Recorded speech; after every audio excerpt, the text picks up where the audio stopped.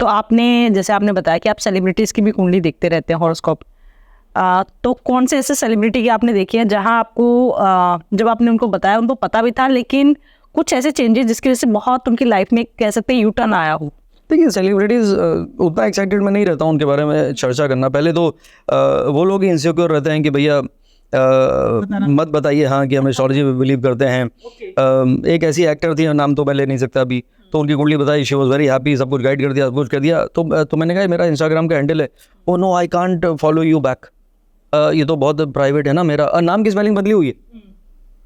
तो मतलब अब मुझे सोचना पड़ रहा है कौन है जिनके नाम की स्पेलिंग बदली है। मतलब what I am saying is कि मतलब आई वाज ज़ैप्ड कि मतलब ऐसा कैसे, मतलब आपको इंस्टाग्राम में फॉलो करने से लोग समझेंगे कि आप अंधविश्वास को फॉलो कर रहे हो। This is what it is, इसको कहते हैं हिपोक्रेसी, यू नो। तो ऐसे लोग हैं, तो मैं तो आई एम नेवर एक्साइटेड। हाँ, लेकिन जब आपका सवाल है तो जवाब भी दूंगा। मैंने Deepika Padukone, she is a good person, उनकी कुंडली तब देखी थी जब उनका नाम कोई नहीं जानता था। एंड उनकी मॉम को मैंने बोला था और उनसे भी बात करी थी। मैंने कहा she will become as good as Aishwarya Rai. तो ऐश्वर्या राय उस समय नंबर 1 पोजीशन में बॉलीवुड में थी और उनका तो डेब्यू भी नहीं हुआ था, तब की बात बता रहा हूँ मैं। तो वो बात सही हुई। तो ऐसे तमाम एग्जांपल हैं। शाहरुख खान की कुंडली देखी थी, उसे कह रहे आपको टाइम ऑफ बर्थ कैसे पता? मुझे तो मेरी अम्मी जान ने बताया नहीं। तो मैंने कहा यही आपकी कुंडली है, आप ऐसे सोचते हैं और आप ऐसे हैं तो ऐसे हैं। तो I was happy in that way कि अच्छा ये होता, बिकॉज बिलीफ सिस्टम नहीं होगा। हाँ, गौरी जी ने अभी स्टोन पहना दिए थे बीच में एक बार मारपीट करके, वो भी एस्ट्रोलॉजर गलत टकरा गया तो उसने वो पन्ना और मूंगा एक साथ बना दिया। तो कई बार you meet wrong people also. तो वो जबकि जानी दुश्मन है, वो उन्होंने पहना, वो IPL के सारे मैच हार गए, फिर उतार के फेंक दिए होंगे, I am sure about it. तो ऐसा हो गया क्योंकि आपको सही एस्ट्रोलॉजर मिलना भी ज़रूरी है। फिर अदनान सामी का बहुत इंटरेस्टिंग एक एपिसोड है और उसमें मेरी बहुत नादानी रही। देखिए मुझे नहीं पता था कि इस्लाम में कुछ ऐसे रूल होते हैं। मैंने कहा अदनान भाई आपके और मेरे बहुत अच्छे दोस्त हैं, is a beautiful human being, मैं बहुत करीबी से उनको जानता हूँ बहुत साल से। तो मैंने कहा देखिए आपकी 2 शादी हुई, दोनों डिवोर्स हो गए, एक पहली जेबा बख्तियार के साथ और दूसरी सबा गलाधारी के साथ। तो बोले यार, तो मैंने कहा अदनान सामी आई थिंक आप अदनान भाई आप अपनी X5 से दोबारा शादी करेंगे। अब ये मुझे तब ये नहीं पता था कि उसके पीछे एक प्रोसेस होता है, यू नो, और थोड़ा डिफिकल्ट डिफरेंट प्रोसेस होता है अगर आपको अंदाज़ा हो। तो it was not a great, मतलब it is not a compliment in a way, but वही हुआ, he got married to Saba Galadhari again. वो अलग बात है कि बाद में फिर झगड़े हो गए और फिर अलग हो गए। जैसा अब उनको बहुत ब्यूटीफुल वाइफ मिली है, Roya, she is also amazing person, उनसे मैं मिल चुका हूँ।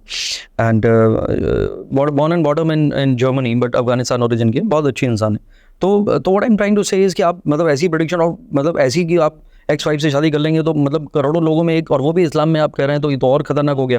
तो वो हुआ। तो ऐसे तमाम माधुरी दीक्षित जी की जब US चली गई थी तो पैकअप हो गया था उनका एक तरह से। तो फिर मैंने उन रिकू जी को बोला जो उनके सेक्रेटरी थे कि I think she may come back now very soon. तो उन्होंने फ़ोन किया, बोले अरे रिकू बच्चे छोटे हैं अभी, तो आई डोंट थिंक सो कि यू नो, और डॉक्टर है भाई, हस्बैंड डॉक्टर, आपके पास ग्रीन कार्ड है, तो अब तो कोई सवाल ही नहीं उठता, doctor is the last person.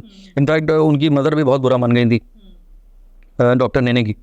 वो जब मुझे मिली मुंबई में तो बोले बताइए इनका, क्योंकि माधुरी वापस आ गई 3 महीने में, she came back to India. मैं जब मैंने उनको बोला तो बोले कि अरे वो कौन है, तो मैं दिल्ली में रहता था, तो मुंबई गया तो उनसे मिला, तो उनकी मदर इन लॉ वही थी माधुरी जी की। तो उन्होंने कहा बताइए। तो मैंने कहा I think your son will also come back. और उनको इतनी जोर से गुस्सा आया। तो बोली you know he is a doctor and doctor is the last person to leave America, तो if it happens I will see you. तो वो बहुत मतलब उनको अच्छा नहीं लगा पहले कि बहू क्यों आ गई सामान उड़ा के, यू नो, जो भी रीज़न हो, but ultimately he is also back. तो ये मतलब आप इंसान कोई भी हो, ये तो हम एग्जांपल इसलिए दे रहे हैं क्योंकि लोग क्या करते हैं, रिलेट करते हैं, यू नो, कि भाई ये ग्लिटरिंग एग्जांपल्स हैं। जैसे नरेंद्र मोदी जी हैं, मैं बार बार ये एग्जांपल देता हूँ कि भैया हम लोग ट्रेन में जा रहे थे और आपने कहा स्टेशन आ गया, चाय पीनी है, और आपने बोला छोटू चाय पिला, तो छोटू चाय लेकर आ रहा है भागता हुआ, तो आप सोचेंगे कि वो देश का प्रधानमंत्री बनेगा? कोई सोच ही नहीं सकता। और राहुल गांधी जो 10 जनपद में पैदा हो गए, जहाँ 3 प्रधानमंत्री थे, वो अभी तक प्राइम मिनिस्टर इज वेटिंग है, तो ऐसा कैसे? तो this is what it is. So इंसान कोई भी हो, कहीं से भी आया हो, ये जो एनर्जीज़ हैं, मैं बार बार कहता हूँ, इन हाथों से ऊपर कुछ तो है, इन लकीरों से ऊपर कुछ तो है, इन सितारों से ऊपर कुछ तो है।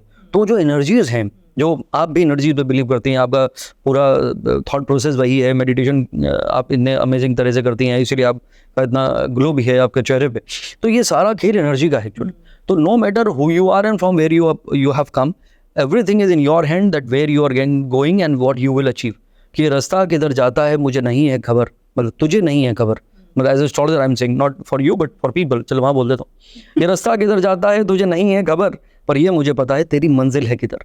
तो आपको अगर ये पता चल जाए कि where you are heading and whether destination exactly, और ये रास्ता भी जो आपने चूज़ किया है कि पहचान तो लिया है मैंने मंजिल का पता, मंजिल मुझे पहचाने की इसका पता नहीं, तो फिर पता ही नहीं है, तो फिर पता क्या है, तो फिर then you may take wrong decision all the time. Ji